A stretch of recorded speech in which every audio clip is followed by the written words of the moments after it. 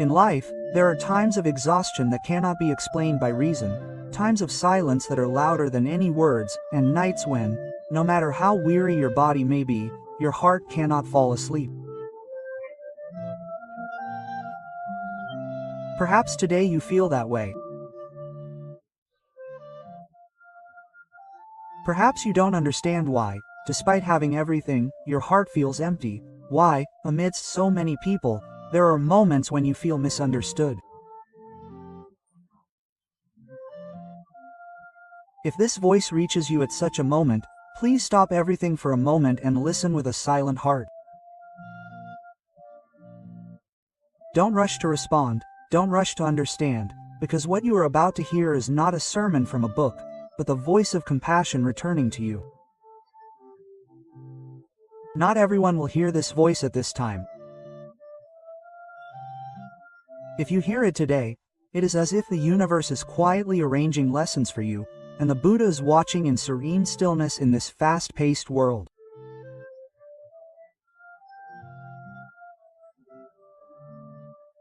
Many people are willing to invest to gain something in return, but only a few are willing to let go of everything to listen to the voice of their own mind.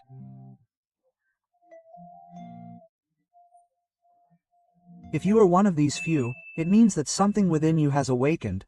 Something is realizing that fatigue is not the enemy, but a warning sign from your true self that you have strayed too far from peace. No one has to be strong all the time. No one needs to be the best at every stage of life.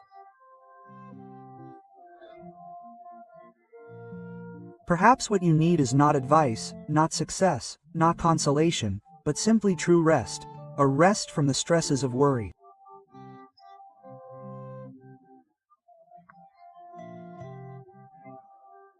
Take a break from the self-critical voices in your head, from chasing unfulfilled desires, and listen to the voice of the Buddha that you have heard in many lifetimes,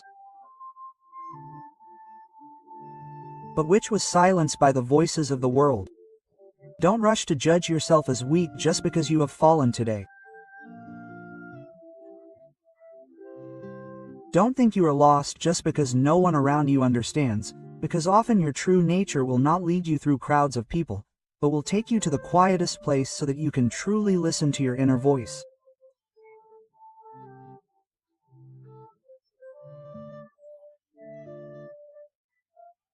Sometimes weariness is not because you are weak, but because you are being called home, and that home is not a building in the world, but the inner peace that patiently awaits your return.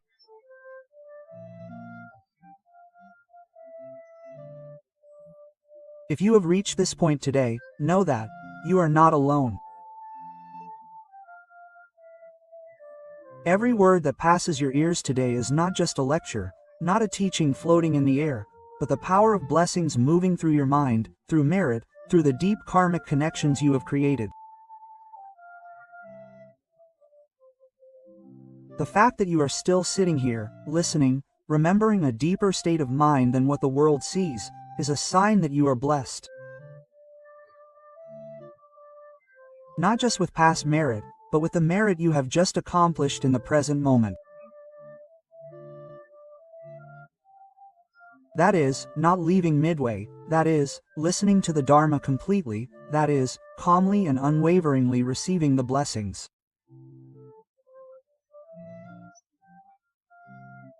And if your heart begins to soften, if tears begin to flow without reason, and if you begin to feel that you do not want this voice to end, it means you are ready. Ready to open the door.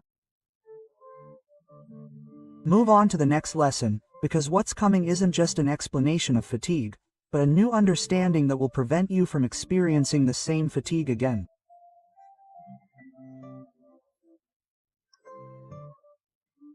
Prepare yourself, because the next part isn't just about hearing sounds, but about the restoration of energy from your true self. Fatigue arises because the mind never rests. Has anyone ever felt that even when the body is still in bed, the mind still races the world? Even when sitting alone in a quiet room, It's as if someone is constantly speaking voices of blame, possessiveness, worry, the voices of an unforgiven past, the voices of a future yet to begin, yet filled with fear. That is the fatigue that is deeper than the physical body. It's the fatigue of the mind that never rests. Fatigue from physical exhaustion, showing others that we're okay, tired of chasing after what society dictates we must have, tired of searching for answers to life without ever asking what our hearts truly desire. And this kind of tiredness, the more we rest, the more guilty we feel. The more we stop, the more we feel like failures. But the Buddha said that stopping is not defeat, but the beginning of a new path. Like a boat sailing against the current, the harder you row, the more tired you become. The more you resist, the further you get from shore. Sometimes, the way out isn't to keep rowing, but to stop and let the current carry you to a more peaceful place. Have you ever noticed how constantly our minds work, from the moment we wake up until we sleep? We think about things that haven't happened yet, worry about things we don't know. Even during rest, we use our phones, our brains, our eyes, to reply to messages. I once truly allowed my mind to be with itself, and that's where the fatigue started to accumulate, not because of hard work, but because there was no space to breathe. In one sutra, the Buddha compared a restless mind to a monkey in the forest, constantly jumping from branch to branch, never stopping, never truly settling with any tree. The monkey is tired, but doesn't realize it because it thinks movement is survival. And that's our mind today. We value movement too much, forgetting that stillness is the most effective way to conserve energy.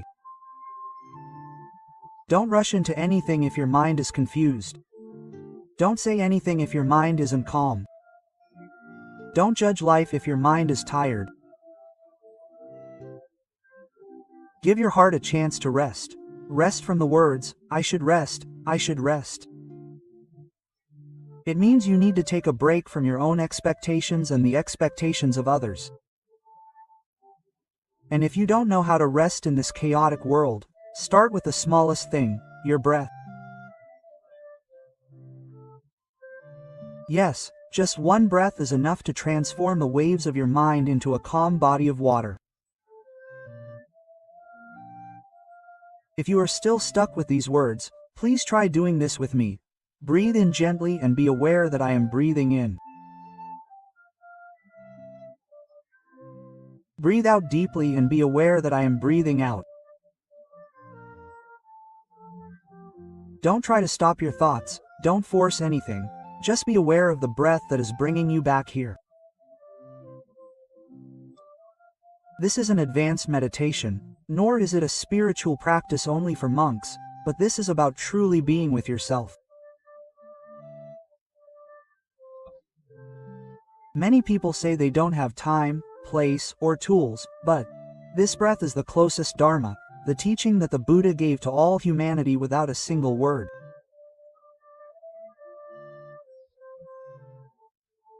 Start with your breath, from 1 minute, then 2 minutes, from morning to evening.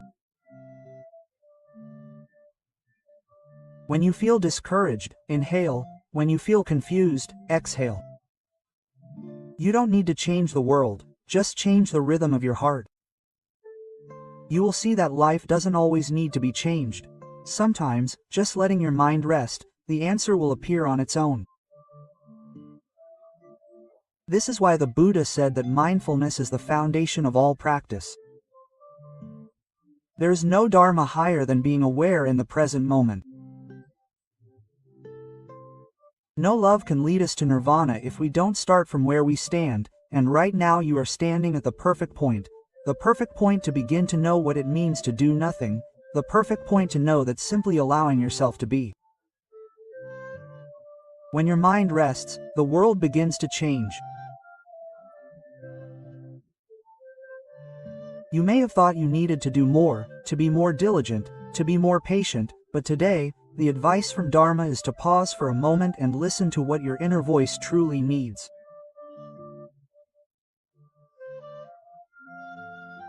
Don't rush to be a good person, don't rush to be successful, don't rush to be anyone else. Just being yourself without being pushed away is enough. And in that very moment, you will understand that all your weariness doesn't come from the external world, but from your mind never truly resting. Resting your breath isn't a failure, but rather laying down your weapons to prepare for a return more powerful than before.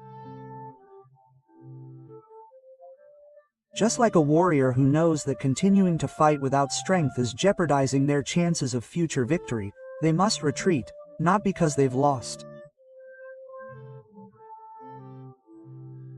but because you are realizing it's time to turn back and care for your heart.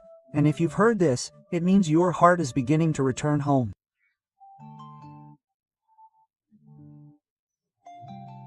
That home may not have a roof, nor the sound of anyone waiting, but only a peaceful, non-judgmental silence and a warm breath, like the embrace of the Buddha surrounding you.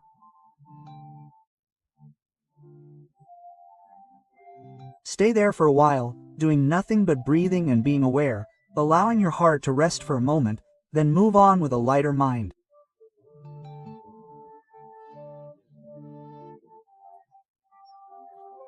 But if you think this breath is the end, you are missing something more important, because what will happen in the next chapter is not just peace, but wisdom that will change your perspective on life forever.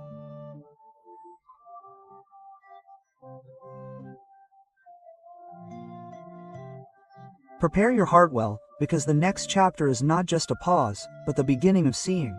Suffering is not an enemy, but a lesson waiting to be learned with a renewed heart.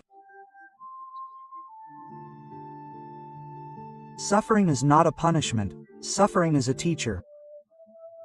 Has anyone ever, when suffering strikes, the first question that comes to mind, been, why me? Why is life so difficult when I've never hurt anyone? Why do I lose everything when I've tried my best? Why am I disappointed when I loved with all my heart? Quote. Such questions are not unusual, but they are a sign that our hearts do not yet deeply understand suffering.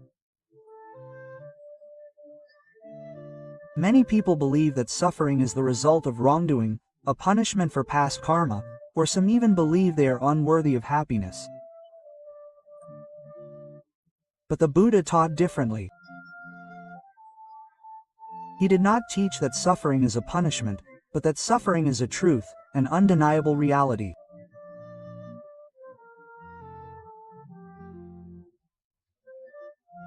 To deny that life is free from suffering is strange, because living means experiencing birth, aging, sickness, and death, encountering disappointment, separation, and unfulfilled desires, facing things we don't want to face, not because someone hurt us, but because this is the nature of life.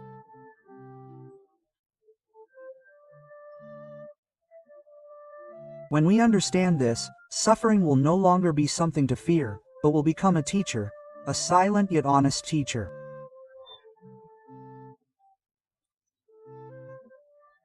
For no lesson opens the heart's door as much as pain, no sound reflects the true nature of the mind as loudly as a silent sob.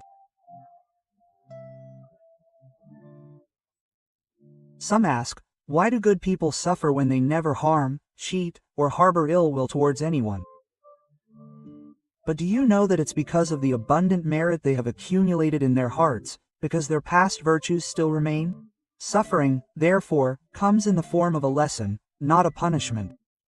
Many enlightened beings, before attaining liberation, experienced immense suffering, not because they were sinful, but because their minds were more ready to learn than others.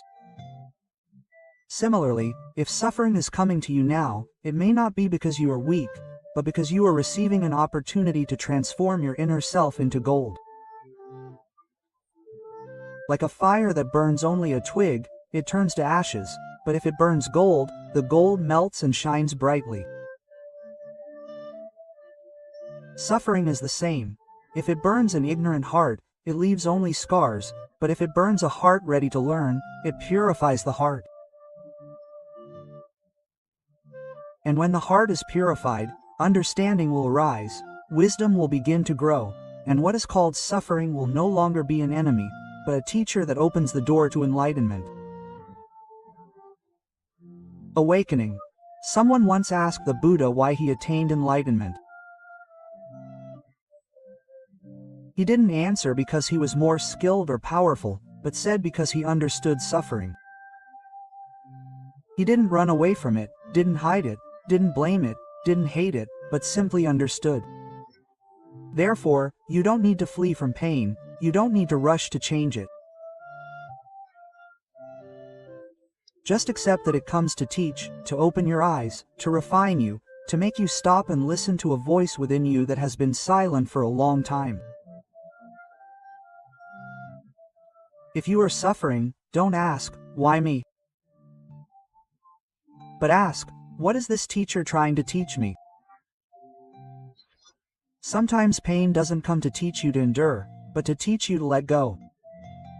Sometimes it doesn't come to teach you to fight, but to teach you to retreat and know when enough is enough. Sometimes it comes simply to tell you that a good life doesn't need to have everything, it only needs a willing heart. It's enough that it doesn't recover. Sometimes you may not realize that the suffering burning in your heart is the same thing that the Buddha himself experienced before he became the Buddha.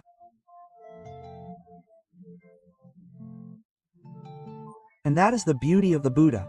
He didn't teach you to run away from suffering, but to see suffering clearly.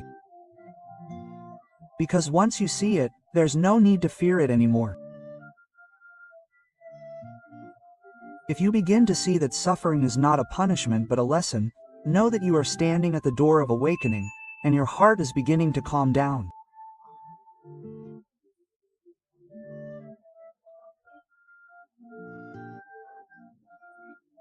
If the tears that once meant weakness are now tears of understanding, if the self-blame in your heart begins to fade, know that you are finding the teacher of life, and this is only the beginning, because what comes after this understanding is the power of. True change doesn't stop at listening or understanding, because the lesson will not only show you suffering, but will lead you to how to let go of suffering with your own hands.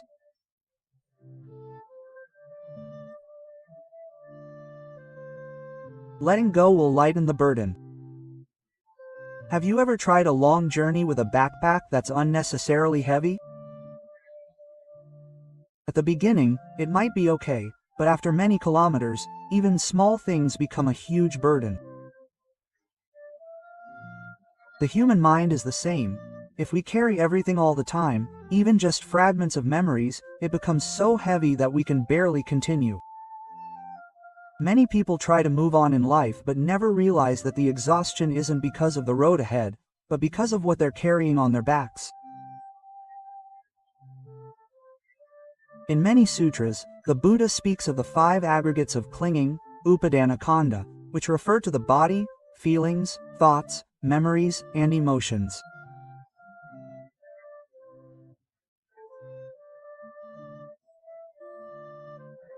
The feeling of belonging, that entire identity is what most people perceive as, but in reality, he said those things are not ours.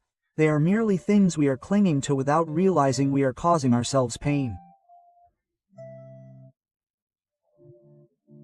Think of the farmer carrying a sack of rice on his shoulder. If one day he carries an empty sack and complains how heavy it is, when in truth it is heavy because he refuses to let go. The pain in your heart is similar. It's not heavy because it's big, but because you refuse to let go. You still dwell on someone's words from years ago, you haven't forgiven yourself for a small mistake, you blame yourself for things that should have passed. And all of that is the empty sack you are still carrying. You are not wrong for carrying it, because everyone is. We are taught to remember, to cherish, to cling, because those seem like love, loyalty, and responsibility. But in Buddhism, letting go is not betrayal, but about returning to understand what should remain and what should go. There was an old woman named May Kam in a small village in the north. Her husband had died 10 years ago, but May Kam still wore her wedding ring every day, still lit incense at the Buddha altar, and still sat quietly every evening, weeping softly in the cool breeze in front of her house. Her children and grandchildren told her to accept it, but no one understood that deep down, her heart was filled with the thought that she could not let go. One day, a monk from the village came to visit her quietly. He didn't give a lengthy lecture, he simply asked, "May Kam, did your deceased husband want to see you cry every day?" May Kam was silent for a long time, then tears flowed from her eyes. The monk, the teacher, placed his hand on her head and simply said, "If we continue to carry him, he will also have to carry our sorrow." The next day, May Kam took the ring to the temple and sat smiling for the first time in 10 years. She hadn't forgotten, hadn't cut ties, hadn't gotten over the pain, but she had let go. And when she let go, there was room in her heart for peace to enter. May Kam's story is a small example of letting go, but in reality, what she did was achieve some kind of enlightenment with her heart. Many people don't dare to let go because they fear forgetting. Many don't dare to let go because they think it's worthless. Many don't dare to let go because they think the past must be kept forever. But the Buddha didn't teach us to forget. He taught us what should be let go of. Letting go isn't to forget, but to prevent oneself from drowning, like someone who is drowning and still clings tightly to a sandbag. They will never float to the surface. If you let go, you'll get a new lease on life. Everyone has things they should let go of. It might be a past mistake, someone you still cherish, a dream that's expired, or someone's words etched in your heart. Today, don't think of letting go as loss, but see it as giving life back to yourself, restoring the energy that was bound to that story, restoring peace to a weary heart, and giving breath back to a confused mind. And if you don't know where to start letting go, begin with your breath. Breathe in, knowing you're still here. Breathe out, knowing you don't have to carry everything. Just one breath, and your heart will begin to feel lighter than ever. Remember, not everyone has the opportunity to hear this voice at this moment. Not everyone recognizes the heaviness in their heart. Not everyone dares to let go, even if their heart is heavy. But if you've reached this point, listen. When you hear these words and your heart begins to tremble, know that you are ready. Ready to let go, ready to feel lighter, ready to change. And change doesn't necessarily have to start from the outside. Just a slight shift in the weight of your heart can change the direction of your life.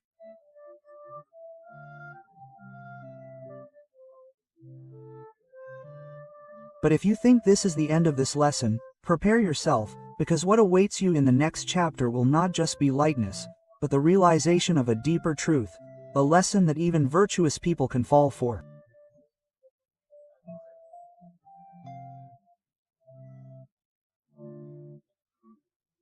In the next part, you will hear that even after we let go, there are deeper bonds hidden beneath the mind called unseen expectations.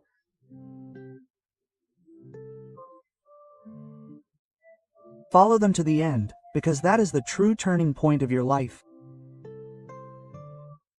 The invisible cage is called expectations. Imagine yourself in a room. It's like being in a room with no doors, no windows, no one confining you, no one chaining you, yet you can't step out because that room was built on your own expectations. You expect success, you expect understanding, you expect life to be smooth, you expect immediate results from your good deeds. When those things don't happen, your heart begins to break, you start questioning, you blame yourself, you lose faith. But the Buddha clearly stated that the cause of suffering is not something external, but the craving within the mind. Craving is conditional desire. The desire for others to understand, the desire for rewards, the desire for everything to be as you wish, even controlling your breath. Craving isn't just ordinary desire, it's a force that compels you. We are constantly tired, and behind our desires is expectation. Expectation is the dark shadow of the heart. It never speaks loudly, but it always traps us in disappointment. Many people fail not because of a lack of ability, but because of a lack of flexibility in dealing with life that doesn't go as expected. Have you ever hoped someone would stay, but they left? Hoped you wouldn't be betrayed, but ultimately you were? Hoped your investments would bear fruit, but they withered before the season? Then you turn to yourself and ask, where did I go wrong? Am I not good enough? Quote. No, you are not at fault, but you may have expected things to change constantly, like someone hoping the sky will be cloudless, hoping the wind won't blow, hoping the seasons won't change. That is a weary dream because it goes against nature. The Buddha spoke of impermanence and taught us to see the world as it truly is, not as we expect. You might think that expectations are inspiration, but if that inspiration comes with attachment, it instantly becomes a chain that shackles the heart. Consider how light your heart would feel if you did good deeds without expecting anything in return. How pure would that love be if you loved someone without expecting them to reciprocate? If you lived your life accepting change as natural, what could possibly break your heart again? There was a man named Chaiwa, a teacher in a rural area. He lived a simple life, waking up in the morning to work in his garden and teaching in the evening. His only hope was that his only son would attend a good university for a secure future. He dedicated everything to his life. Even though he had to endure hardship and be frugal, he believed that if he did his best as a father, the reward would be pride. But as time passed, his son chose not to continue his education, dropping out midway to live a simple life in the forest. Chaiwa couldn't accept it. He didn't speak to his son for a year, his heart filled with disappointment. Even though his son's choice wasn't bad at all, it just didn't turn out as his father had hoped. Then one day, he went to listen to a sermon at a temple near his home. The monk said that some people don't suffer because of what happens, but because what they hope would happen doesn't. He sat silently for a long time, tears streaming down his face. He began to realize that he didn't love his son for who he was, but for what he wanted him to be. The next day, he traveled to find his son in the middle of the forest, not to bring him back, but to ask for forgiveness. He understood that unmet expectations were a wall that imprisoned love, causing it to wither. When he let go, love blossomed again. You see, even love can become suffering if it comes with desires, what the Buddha called suffering. It doesn't mean life is bad, but that our minds are fighting against change and are losing. Therefore, if you want to stop feeling weary, it doesn't mean stopping hoping, but understanding the hidden conditions within those hopes. You can hope, but don't tie your life to it. It's like someone being held in a hand. If it's too tight, it will break. If it's too loose, it will slip away. But if you know the rhythm, it will float beautifully. Life is the same. If you haven't let go of expectations, you don't know how to let go. True letting go, and this kind of letting go, will change everything. Even chanting Buddha's teachings, if done with the expectation of immediate results, will be exhausting. But if chanted simply for peace of mind, Just one word is enough. Even doing good deeds, if done with the expectation of immediate reward, will be rushed. But if done to relinquish desires, every step is a path to liberation. And if you begin to see that the most exhausting thing in life may not be something bad, but perhaps the desire for things to be perfect, today is the day to let go. Let go to create space, enough space for true life to enter.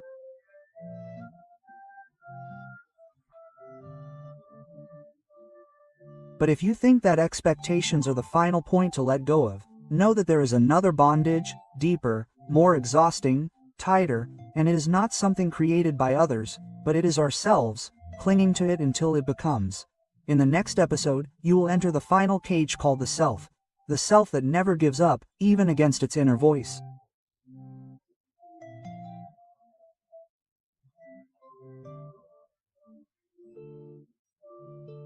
Prepare yourself, because this is an intense lesson that every seeker must learn through conscience, not guilt.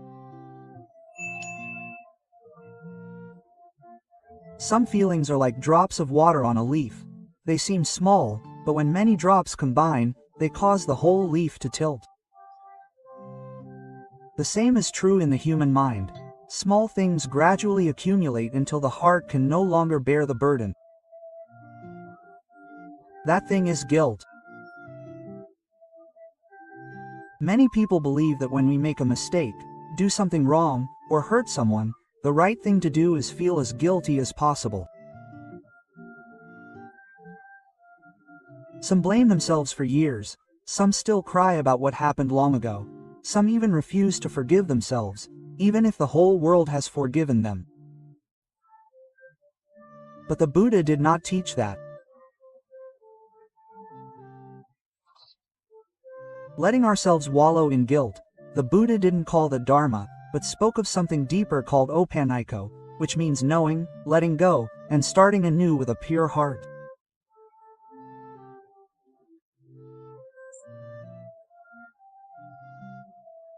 Therefore, repentance isn't just guilt, but a deep transformation. It's not crying, but change. It's not self-blame, but awakening. Because if we dwell on the word wrong, we become prisoners of the past. But if we know and repent, we become travelers on a new life.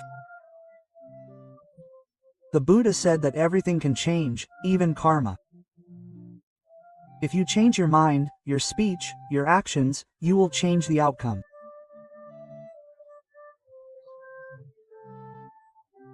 Many people have gone astray, but when they truly repented, their lives became a light for the whole village, like a man named. He was once in debt from gambling, a thief, and had hurt loved ones. One day, he was arrested and imprisoned for many years. In prison, he didn't feel guilty, he just cried. But he began to repent. He read Buddhist scriptures, chanted Buddhist prayers, and wrote letters of apology. He did this every day, repeatedly, until it became a true practice. When he was released from prison, the first thing he did wasn't to run away from the past, but to confront it.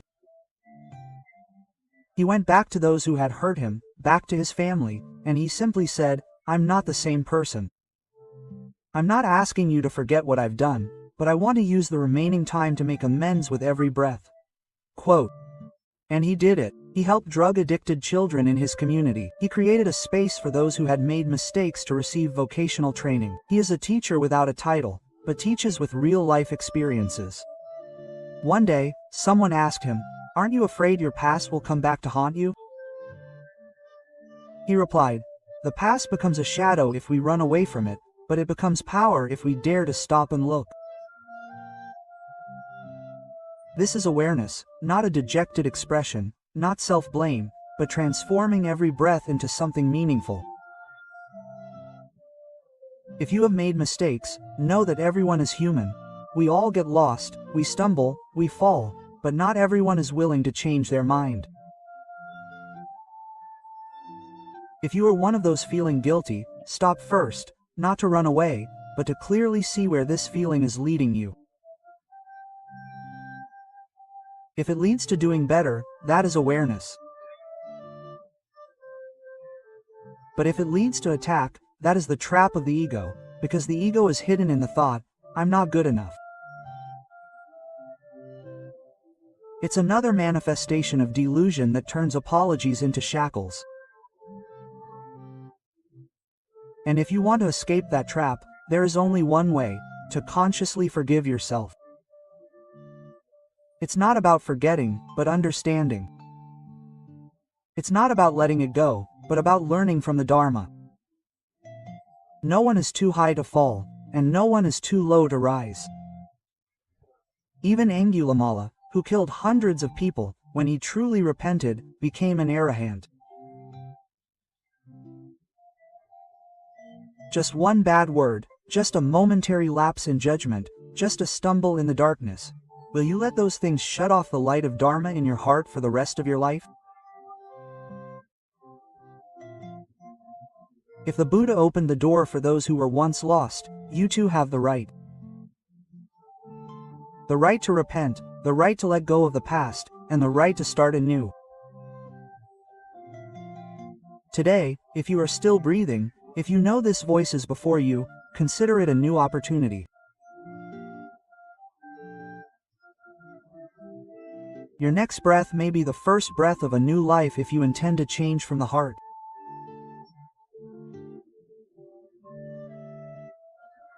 And if you think this is the pinnacle of change, know that there is another power beyond guilt, beyond repentance, a power that will help you not just know right from wrong, but will embrace you on days when your heart cannot embrace itself.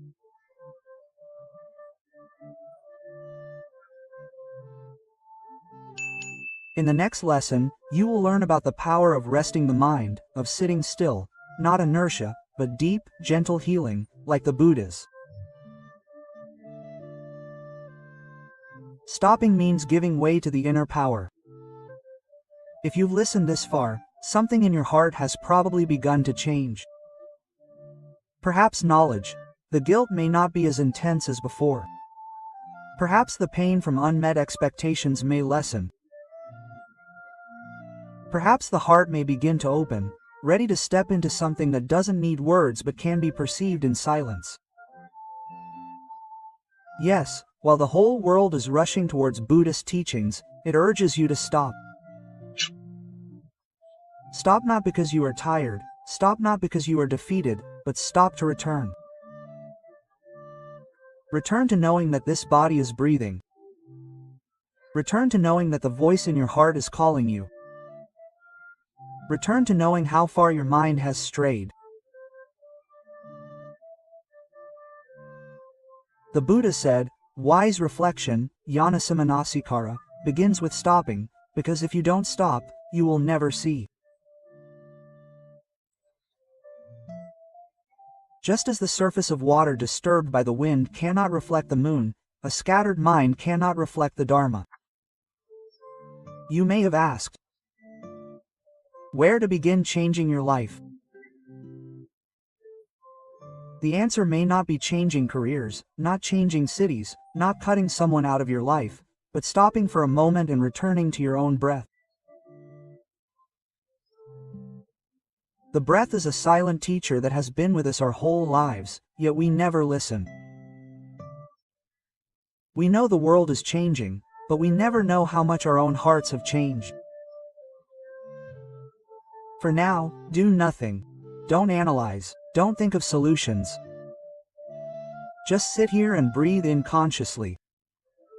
Breathe out consciously. Even when you're aware, thoughts may still wander, and voices from the past may resurface. But don't be afraid, don't push them away. Just let them pass, like clouds passing through the sky. The clouds will move, but the sky remains. Your heart is the same. And in that silence, you will hear something, your true voice, a voice that has been drowned out by external noise for so long. There was a woman named Manny, a nurse who lived with patients amidst the sounds of ventilators, the hustle and bustle, fear, and uncertainty. One day, she began experiencing an irregular heartbeat. Doctors said there was nothing serious, but she knew her ailment was a heart that never rested. During a day off, she decided to attend a mindfulness course. In a quiet room, free from the sounds of patients and phone calls, she experienced a silence that wasn't emptiness, but fullness. She began to realize that she had been with everyone else but never with herself. And in that stillness, tears flowed, not from suffering, but because she had found a home she never knew existed, a home called inner peace.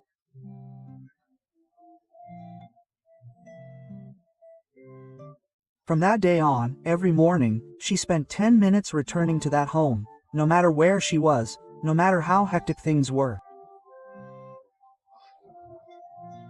She never neglected this journey home. She breathes, and she always tells her patients that sometimes the body doesn't heal, but if the mind is calm, we can live with the illness with a smile. Stopping is returning home, not to a big house in the city, but to the home where you breathe in, know your breath out, and let go. Stopping is allowing the inner power that was once suppressed to work again. A power that doesn't depend on anyone, a power that doesn't need money to buy, the power that the Buddha left for all humanity through mindfulness and breath. And if you're asking how to start, begin by sitting with your eyes closed. Don't force yourself to be silent, just breathe in and know, breathe out and know. One aware breath has more power than thinking and analyzing all day because it's not just the breath going in and out, it's a full existence. Some people say they don't have time, but one venerable master said they have 3 hours to play on their phone but no time to be with their breath for 3 minutes. You may not have free time, but you have time to breathe, don't you? And if so, use that breath as a bridge back to your true mind. No one can do it for you, no teacher will be with you forever, no book can replace the sound of your breath, because when you begin to stop, you will begin to see, and when you see, you will begin to change. This is the greatest power, a power that isn't in the sky or a big temple, but hidden within. This profound silence before you, if you still feel unsure whether what you are doing will change your life, please be quieter, a little deeper. You will then feel that your true nature is never weary, never cries, never panics. It is simply waiting for you to pause so it can manifest. If you are beginning to feel warmth in your heart, even though the outside world remains the same, that is a sign that your inner power is rekindling. This is not the end, because there are still some things to release before going any further. In the next section, you will encounter prayers from those ready to change, not blessings, but sacred words from a heart ready to surrender completely to the Dharma.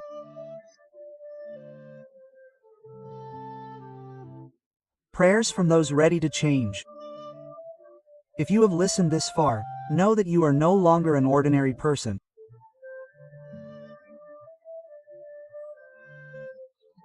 The voice that has brought you here is not just the sound of words, but the pull of good karma you have created, the prayers of the past bearing fruit, and the voice of the Buddha reaching out into your mind.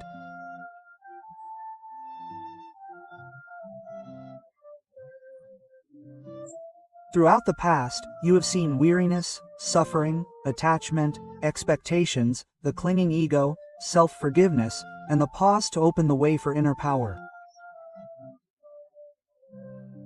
And today is the day of that transformation. Close your heart to the cosmic Dharma, for while walking alone is important, knowing that you are not alone is even more crucial.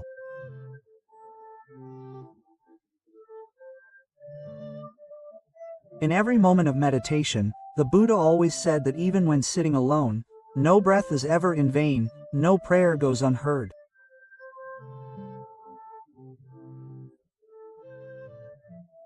Thousands and tens of thousands of minds, bodhisattvas, preachers, and those who have passed away with whom you have shared good karma are watching, wondering if you will set your mind anew today.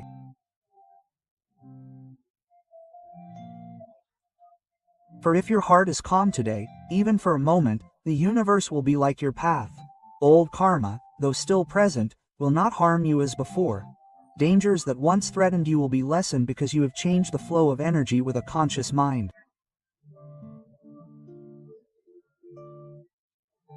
Close your eyes, don't think about anything, don't fabricate anything, just listen to the gentle trembling voice in your heart. Then, let go of your heart as if placing a flower before the Buddha image, and softly but firmly say these words: I withdraw my heart from unnecessary weariness. I release the expectations that bind me. I let go of the guilt that clings to my heart. I reclaim space in my mind for peace to blossom. I bow before the Buddha, the Dharma, and the Sangha. I seek refuge, strength, and unwavering power in this breath. I make this vow, quote, Today, I declare that even though the world remains the same, I will not respond with the same heart.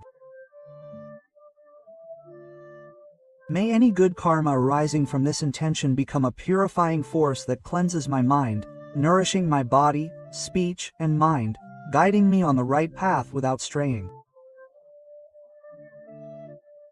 May the light of Dharma guide me every step of the way, even on the darkest days. May the memory of this Dharma continue to illuminate my heart and help me overcome adversity. I dedicate this merit to all those who have wronged me, and to all who have been wronged by me. May they receive the light of compassion, release us from resentment, and open their hearts to freedom. I prostrate at the feet of my parents, teachers, guardian spirits, and all sacred beings. Please acknowledge that at this moment, I have made a new intention.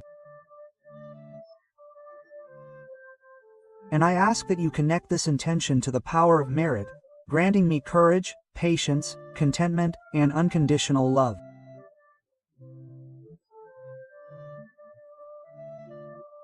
If this voice reaches you today, know that it is not accidental. You did not choose this voice, but it chose you. The fact that you remain seated, listening fully, and not leaving means your heart is ready.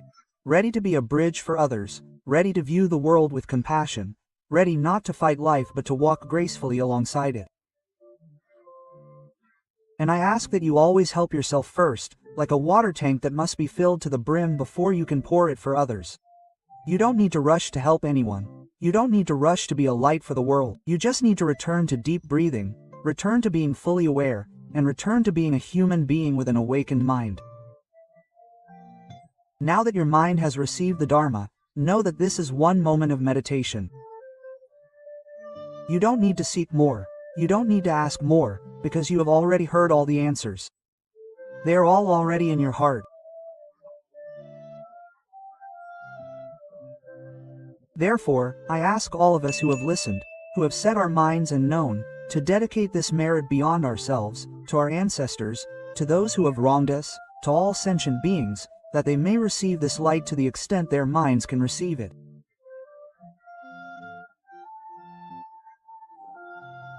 And may this message return to our hearts again, that old suffering may lessen, that future suffering may not be empty, but filled with wisdom and unconditional love. And if you wish to repay this voice, don't type, "thank you," but keep this Dharma in your heart. Come back and listen again when your heart begins to tremble. Come back and sit again when your heart begins to tire. Come back and be still when your heart is alert. And if you still feel you want to repay, please write a one-line prayer below the clip you are listening to. so that this spirit will not disappear with the breath, but will be imprinted in the universe of virtuous deeds. May you be fortunate, not because of luck, but because you have begun to return home.